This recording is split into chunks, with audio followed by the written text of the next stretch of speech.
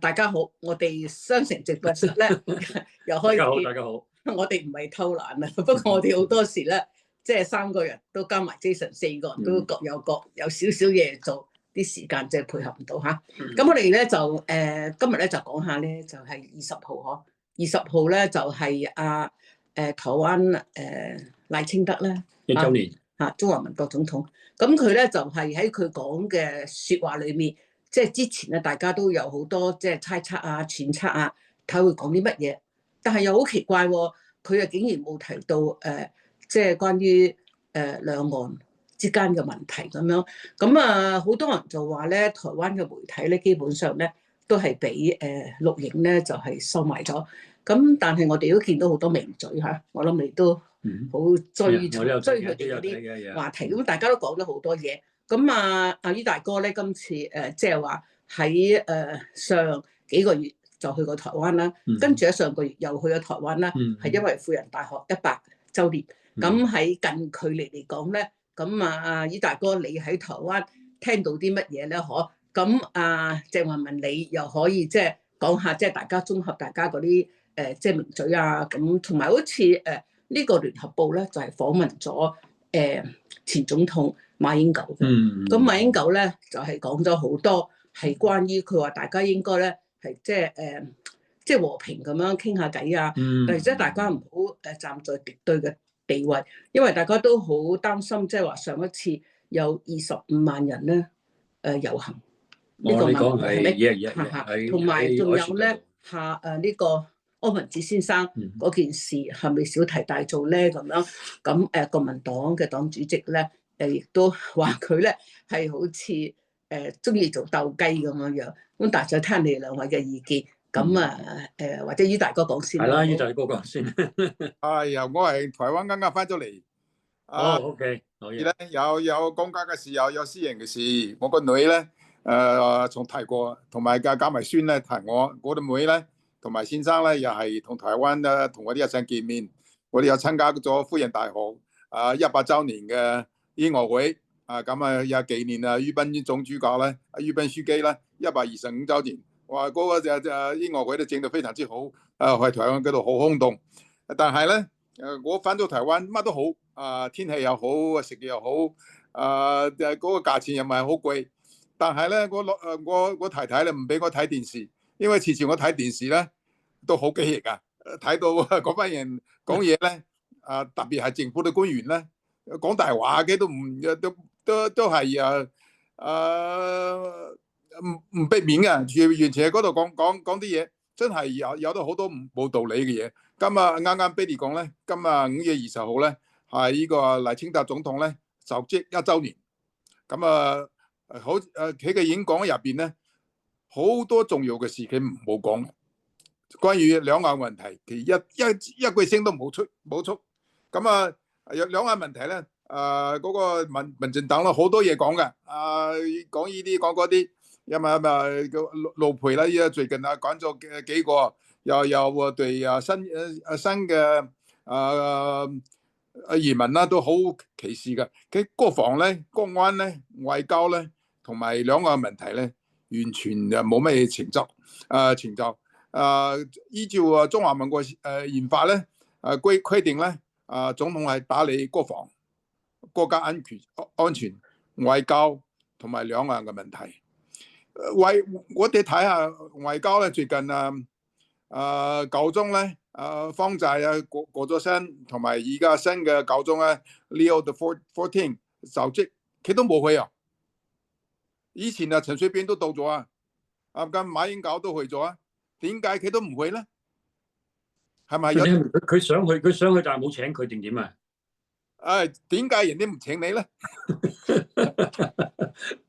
咁有南非又出咗問題，而家又派幾個代表咧去芬蘭，一個姓蘭嘅以前嘅立法會員唱歌嘅。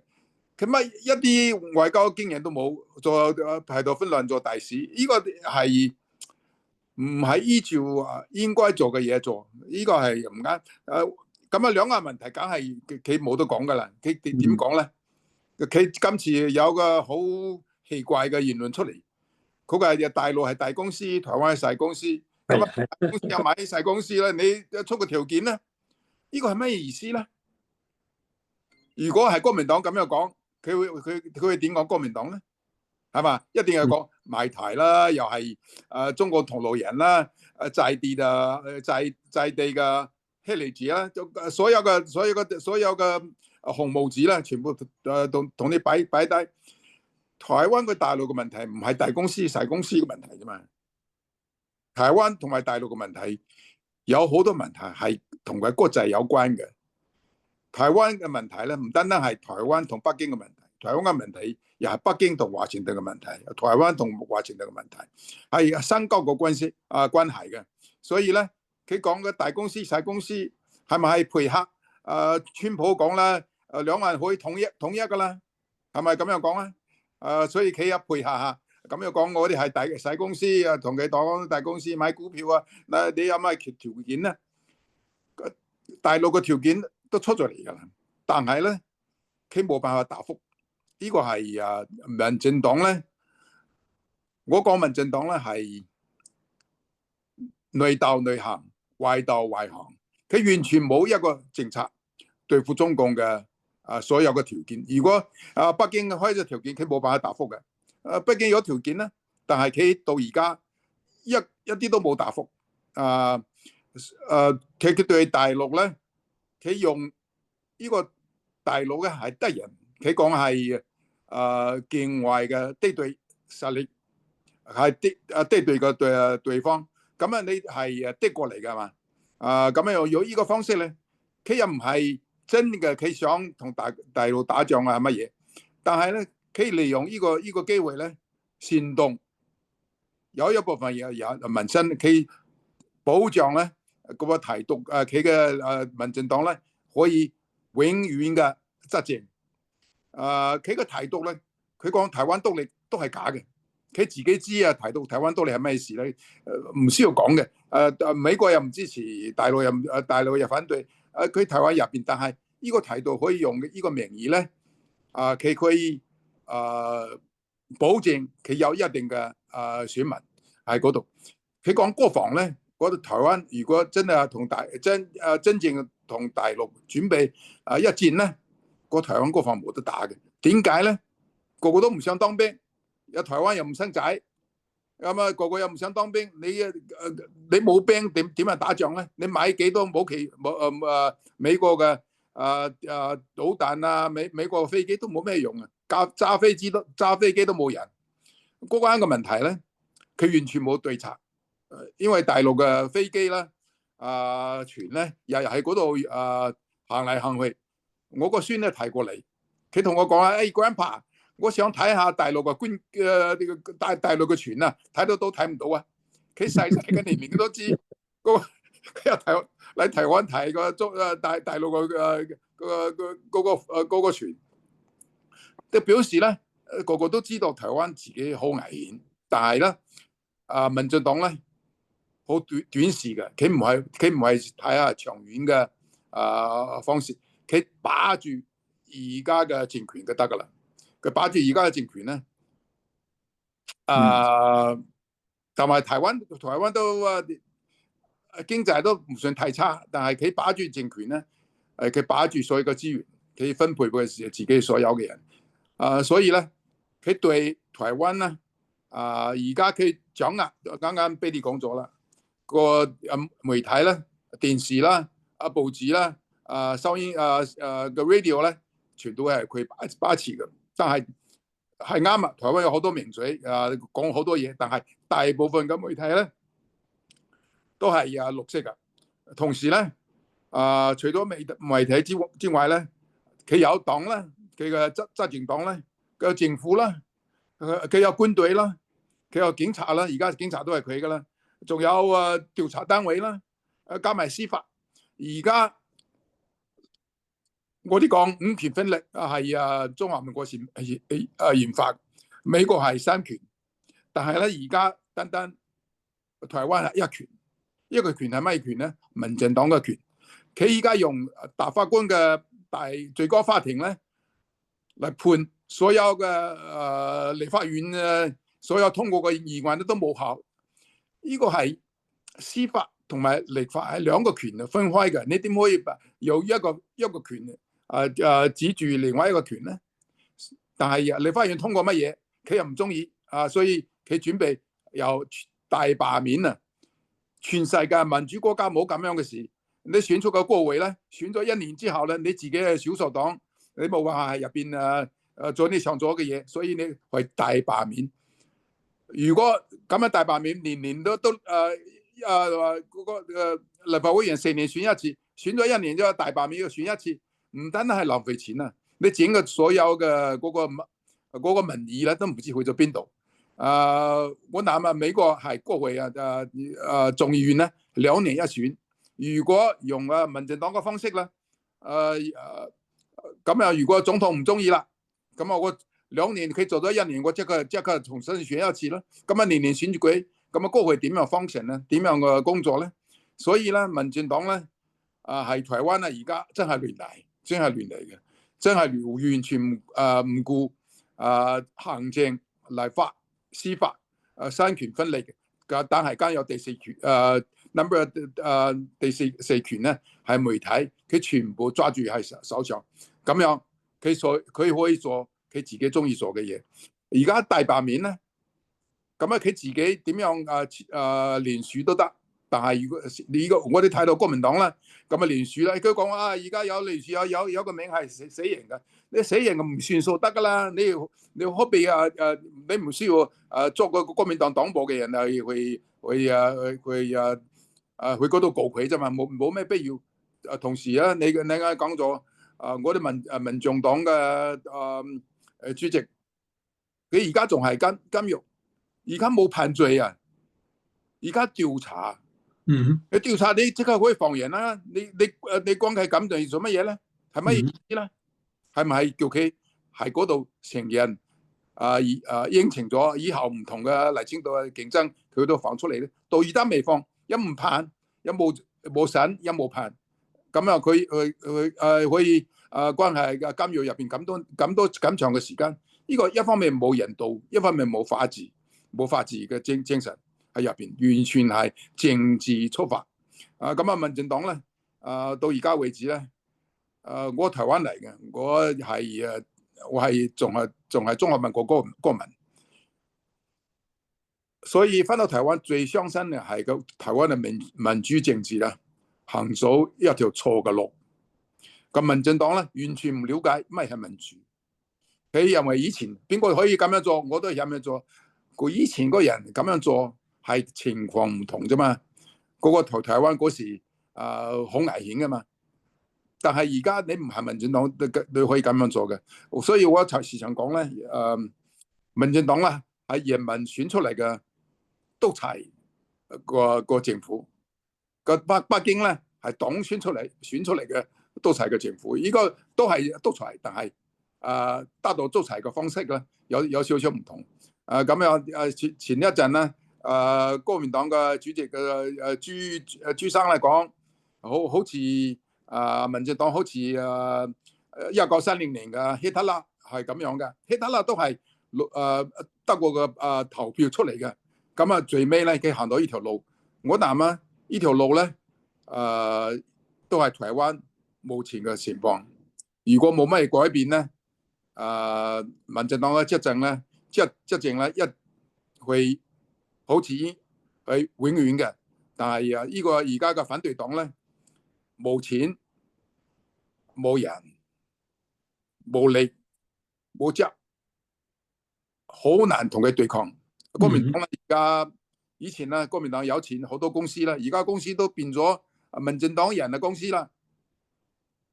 繼續轉下轉，睇佢講黨產國民黨黨產委員會，咁而家民進黨好多黨產咧，點解唔追咧？所以國民黨冇晒錢。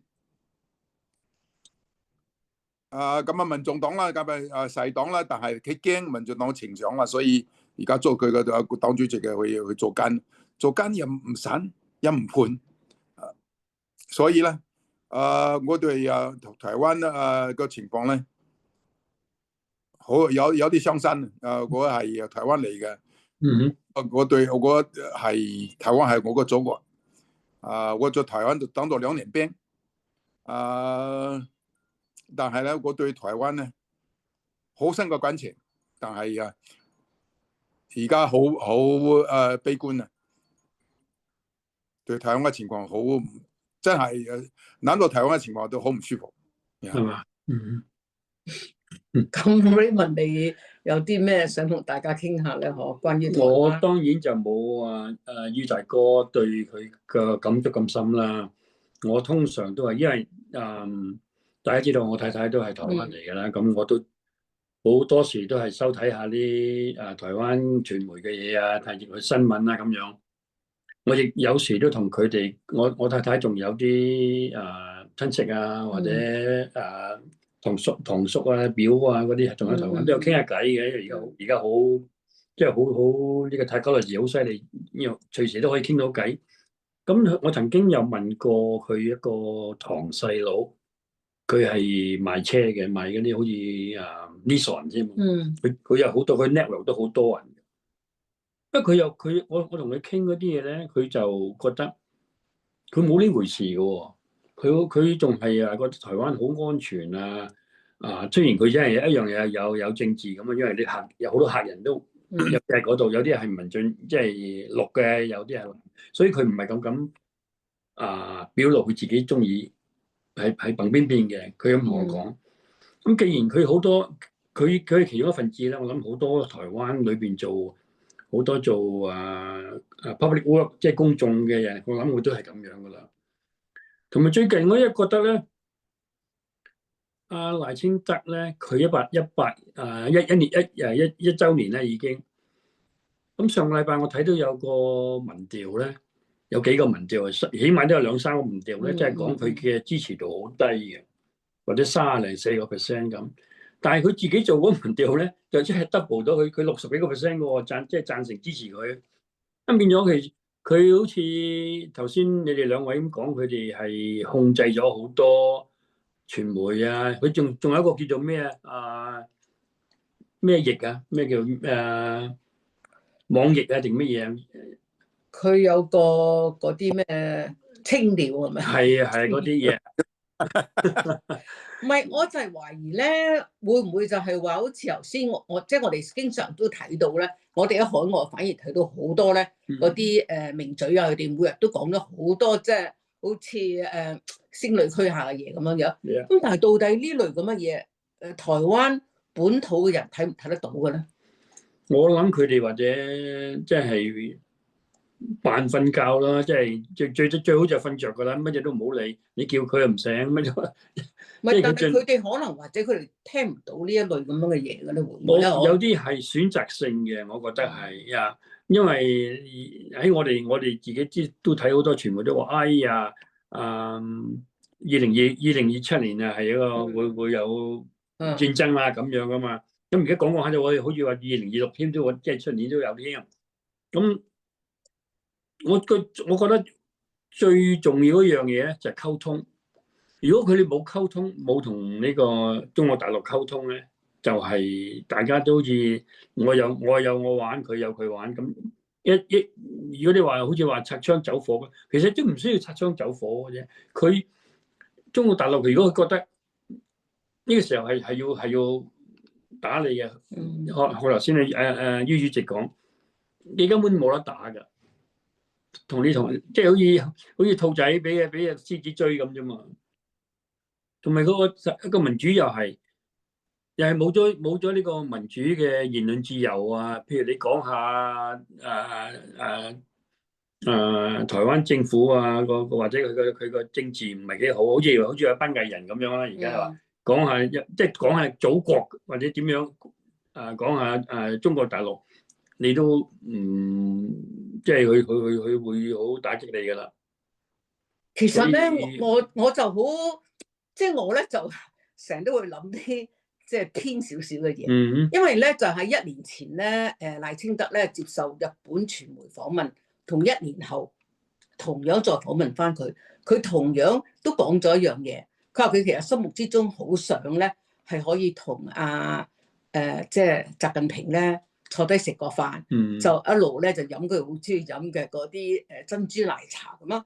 咁其實呢個係咪有少少佢都即係話喺某一個程度嘅時候，佢都覺得自己進退兩難啦？嗬，會唔會係咁咧？我覺得呢啲政治人物，尤其是好似Donald Trump 啊，或者啲最好例子㗎啦，就係佢講一套做一套嘅。好似 Donald Trump 去完中東之後，你就可以翻查下2年3年前，佢講好多中東呢個Greater 啊，或者阿聯酋啊嗰啲，佢都講到好差嘅，講到佢。但係今次去咧，佢就好似好似好 friend 咁啊，又話又拜到人哋拜金主義啊，又自己講到自己點樣拯救咗呢個經濟啊咁樣。所以政治人物嘅嘢咧，聽下就算噶啦。不過喺而家呢一個即係嗰個貿易戰裏邊，嗬，仲即係話你90日都慢慢都會過。咁啊，呢個當中其實都有好多問題。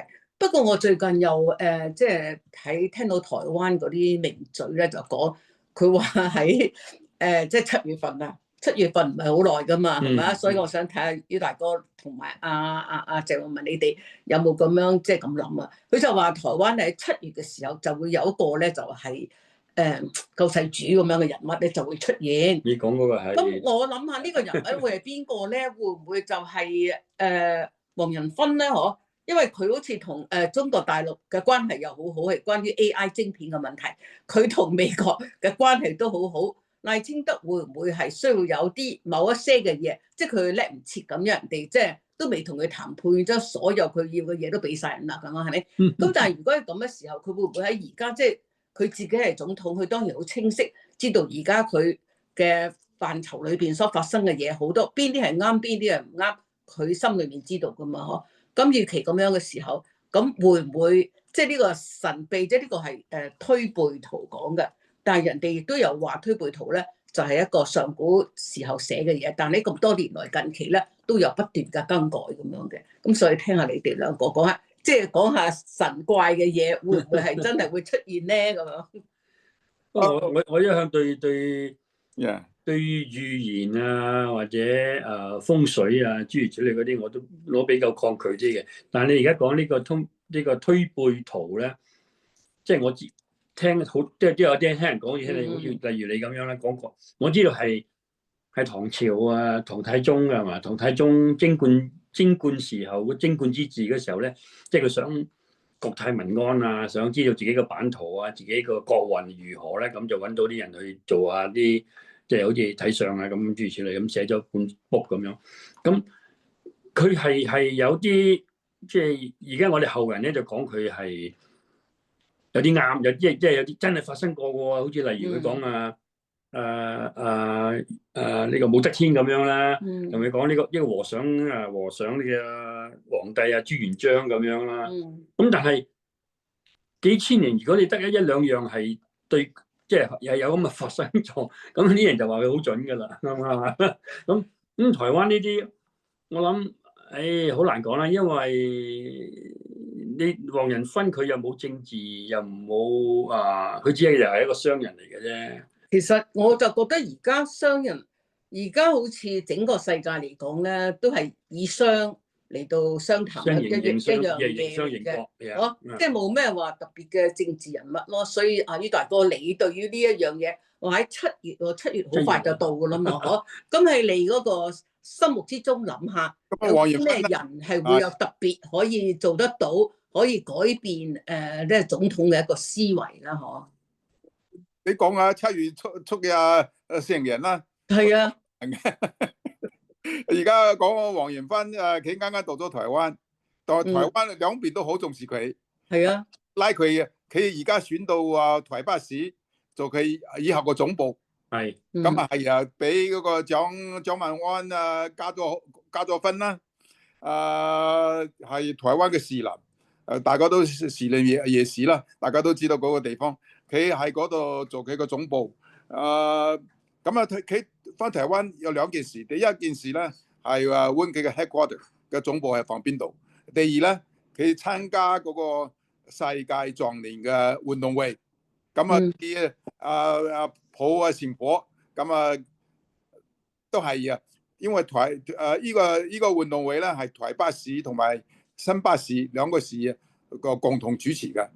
佢兩個市主持咧，咁啊賴清德梗係唔想俾佢加分啦。賴清德初初唔想睬啊，人哋搞運動會啦，我都唔理你。但突然間睇到黃元芬咧係舉成我嘅，佢咁啊即刻派個副總統咧蕭美琴啊到場參加，表示咧佢對個黃元芬咧都好重視。呢個對梗係啦，佢選擇我台北市咧，對個蔣萬安係一個好大嘅加分。不過咧，我諗賴清德都好重視佢。黃元芬到咗台灣咧，台灣而家好好點講啊，好悶啊，一個政治方面好悶啊。好似啱啱 Raymond 講嘅，好多人都唔想講嘢，講咗都冇用，係嘛？佢講乜嘢咧？嗰個大嘅情況係咁樣。我一個普通嘅百姓，我可以做到乜嘢咧？咁啊唔理啦，又唔講啦，算數啦。講到個機器係嘛？但係咧，黃元芬去到台灣對台灣嗰個情況咧，都好大個鼓勵。佢自己講台灣係我嘅家。呢句話咧，鼓勵好多台灣嘅人，或者好似Betty 剛剛講，佢同大陸關係都非常之好，佢美國關係都好啊。其實美國都好有地位㗎啦，所以希望咧佢可以係中間咧發揮作用，或者咧佢真係一個人咧出現啦，參與有乜表現咧，我哋等住呢度睇啦。係好事嚟嘅，加上佢嘅經濟，佢同埋呢個Foxconn 鴻海係嘛，鴻海同埋台積電啊係合作嘅，廣達啊廣達係啊，同埋所以佢話有個 AI 啊，同埋個超級電腦啊，都係喺嗰度發展㗎啦。所以對台灣經濟一定係好嘅，同埋台灣嘅知名度都好嘅。所以台灣你個百姓咧打啲氣，冇錯，而家太亂啦，冇乜好消息。等你睇翻過去嗰度啦，係一個好消息嚟嘅。係冇錯。我成日都覺得咧，即係我哋即係我哋細個做錯事，譬如話去買個蛋糕行到一半跌爛咗，但係你翻去同你媽媽爸爸講，佢哋唔會鬧你，係咪？但係你嘅心會記得，以後做嘢要小心。但係當我哋年紀即係長咗大咗之後，你再有呢個機會嘅時候，你點樣咧？你只有頻撲再去買嗰個蛋糕咁樣。咁所以作為即係中華民國嘅總統無論你點樣要去台獨或者點樣都好，其實即係話台灣而家俾世界各地嘅人可以認識你、睇到你，都係因為中華民國呢4個字啫嘛。咁所以即係我哋好希望咧，台灣可以好啲，即係無論點都好啦，或者係走翻好似前總統馬英九嗰個方式嚟到維持一下，咁令到即係裏邊可以唔亂啊，個人都安心啊，其實都好好。最好咁樣。最好咁係啊，我都完全同意。咁我哋今日呢一輯就講到呢度。OK。